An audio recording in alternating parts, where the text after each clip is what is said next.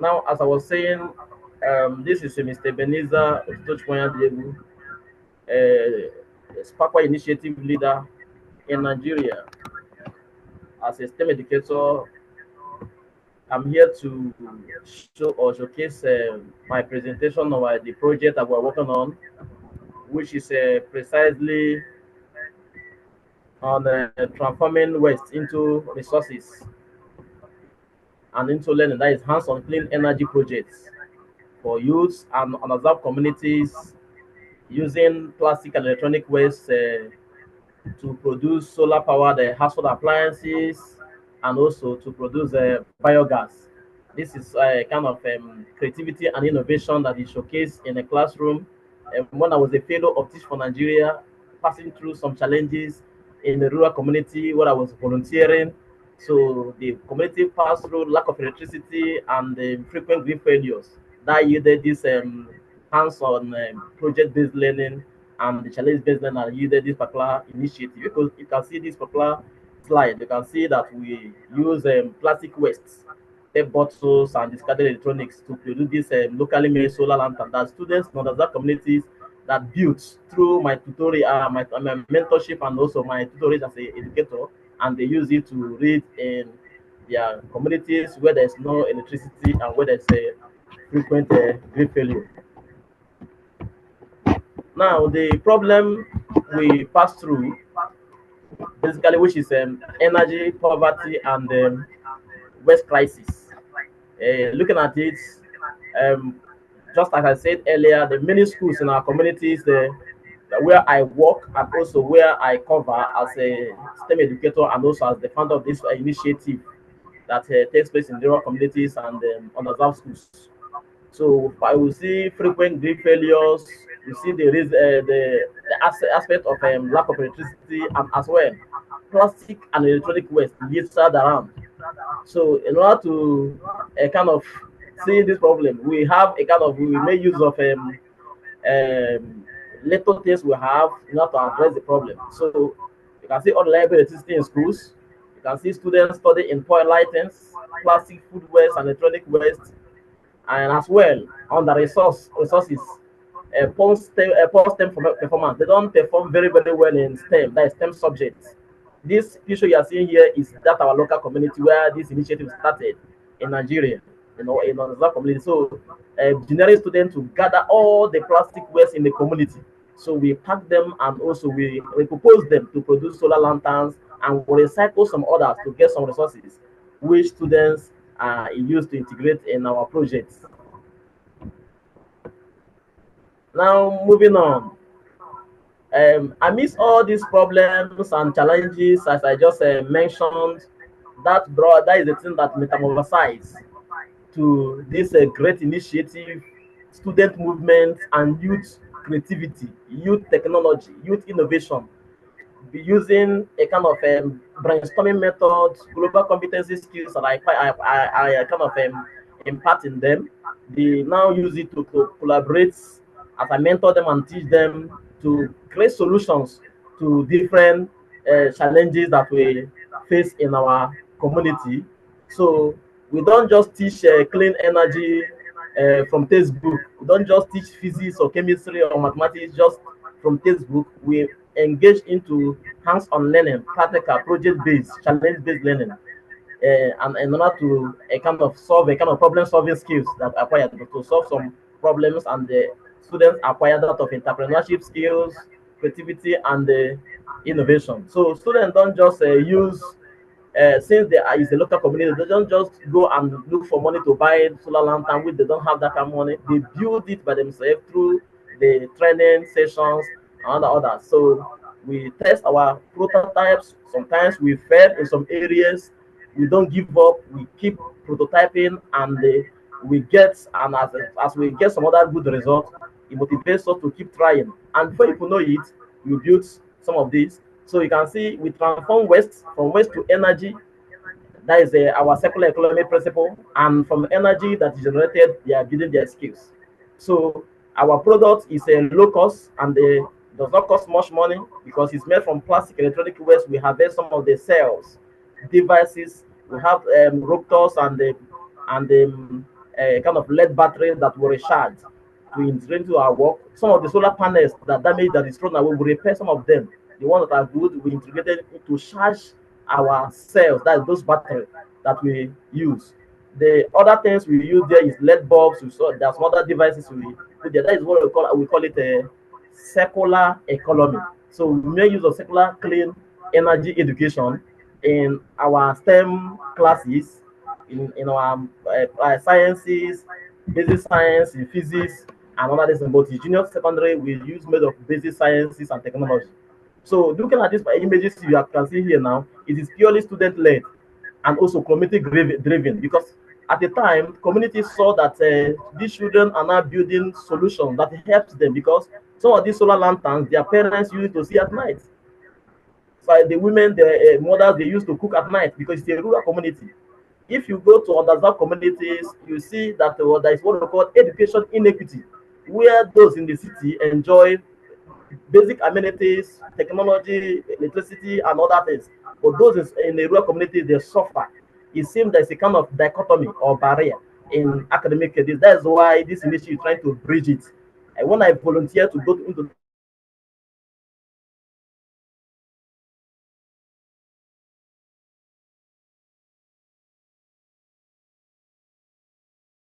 that community, it takes me a kind of a. That's how looking at this now. We make use of the solution that we make use of or that we brought is transforming waste into solar lantern. That is a solar from plastic waste and electronic waste. So as you can see, this the images that is here now. You can see that students build their solar lanterns. When we presented in our school and the communities, they were the marveled at the level of creativity that children are showcasing, fabricating waste and the discarded appliances to create something meaningful. That not only they are enjoying it, the community members are also enjoying it. They kind of they light up hope, they light up their futures. They see at night through their solar lanterns they built. So they transform this plastic and e-waste to produce solar lanterns, and the main challenging part of it is that it is recharged by solar because there is grid failure, no source of power. They use the discarded solar we built to recharge it, and the students now enjoy clean energy while studying at night in the in their communities. So this is a kind of a real solution that families use at home. The other this thing you can see the way they are celebrating some of the new prototypes you built, colored, red, different color design, and the one that we embedded the solar panel at the back or at the body of the lantern so that it can be kind of it can recharge. It can recharge the battery, the cells, and other thing that is integrated into it. That is there is a kind of old electronics and component that the parents and some even teachers will bring to the school during our practical session in our STEM club, which is our Young Innovators Tech Hub. We call it SparkWise Tech Hub. The students now in the team will now kind of open those lose those devices. It could be refrigerator, it could be television, it could be that of old discarded lanterns and fans, and we harvest some important sets there. Some we can build it, and some we can repair them. So these are the things that students acquired in the sense that they are now a kind of being skillful in what they do. And this is what I told them that education is not only theoretical. It is learning by doing. It is more of practical. It is practical oriented. Where students, even at the junior secondary level of grade 6 to 9, they have started creating innovative solutions to community challenges, so that what after school they will not have challenges of unemployment. You can see the background of our work here in these particular pictures, the littered wastes where we scrabble some other things and innovate our wonders, which I call it wonders because it's something that is mind blowing. So that is it. Now, moving on. This one is the aspect of our biogas. We from this aspect now we kind of found another challenge, which is food waste, because our school is near to the market, community market, where they dump food waste, smelling and other these things. In order to help to solve that, because during our advocacy campaign in school, in the community, we talk about the community reducing the aspect of cutting down of trees and burning of fossils. So they were kind of asking us, what is the alternative if we cannot use firewood to cook? Because since we cannot use firewood to cook, what are we going to do? What is the alternative? So they now say that what that we should create an alternative. So in that aspect, we decide to go to the community, gather those fruit wastes, animal dungs, and some other damaged. That is a bracket here for fruit waste. We will now use it to do experiments, which is a biogas digester. In that aspect, we started by constructing theoretical diagram to draw the kind of digester that we build, the one that will have both the reservoir where the gas will reserve and the pipe connectivity and how the gases will flow, as well as the scrubbers for purification. After learning the anaerobic digestion, where biomass are being disintegrated in order to produce biogas, our own lasted for a couple of days before the methane gas could be able to produce. So in that aspect now, students now learn the aspect of this would I call it bio aspect, chemistry or biological aspect of sciences, where we now gather those particular wastes, the animal dungs, we ferment it and we pour it into the digester based on the picture you can see here. The other one we are carrying the digester, the other one when we are building it, another one when we have poured it, and through the reactions under the sun, it has produced some the gases that is due for cooking. And the other picture by the left hand side, you can see where we tested it with our LPG burner that we converted into a biogas burner, and you can see the gas came up effectively. Even the upper images there, you can see how the gas was a kind of burning effectively and efficiently. So that is the aspects we now collaborate to build. So in this aspect now, students learn a kind of another diversified aspect of learning or classes, where then some of them prototype this in their homes. Parents now see that there is alternative of using biogas to cook instead of cutting down firewood or trees to bring firewood, lumbering in order to reduce a kind of a chlorofluorocarbon. Because I told them that's what we call the monitoring of our carbon footprints, so that we can mitigate some of this burning of fossils. So this aspect of fabrication and critical thinking to produce this was a kind of another mind-blowing project which students now boast that through this they now know what we call renewable energy, where biomass is transformed into biogas by the aspect of anaerobic digestion. They now learn about part of chemistry, part of waste management. They learn about using materials that is found around us to produce even clean energy and solve our problem that we can use. Okay. The next one is the impact that we and the learning that we found in our community during this process. This project kind of is beyond that of energy, is beyond that of classroom theoretical concepts. It's more of vocational entrepreneurship and technically or technologically inclined in classroom. Sometimes we bring break time, we use extra time in our tech hub to do some other things. So there's a kind of there's a kind of improved in learning condition of our students. There is a kind of a climate literacy and the problem solving skill that is they acquire the kind of they acquired through the classes, and as well as they gain more skills through our advocacy and the use of locally available materials to prototype and also to solve real life problems. If you look at this image now, it is when our students now decide to visit one of the top part of the image. This is another school that is yearning for us to kind of to teach them when we're staying to another school, nearby community school. So they gathered, we taught them how to upcycle this plastic waste and reshape into solar torch lights and the rechargeable light as well as fans. So they were eager learning, and I was there, as me by the side there as a chief Nigeria fellow, my best teach lead and the part. So guiding them, and they fabricated and built fine and the fancy torchlights, solar torchlights, which many of them are still using to read or see at night. So the other image there is what we went for a STEM summit by Teach for Nigeria.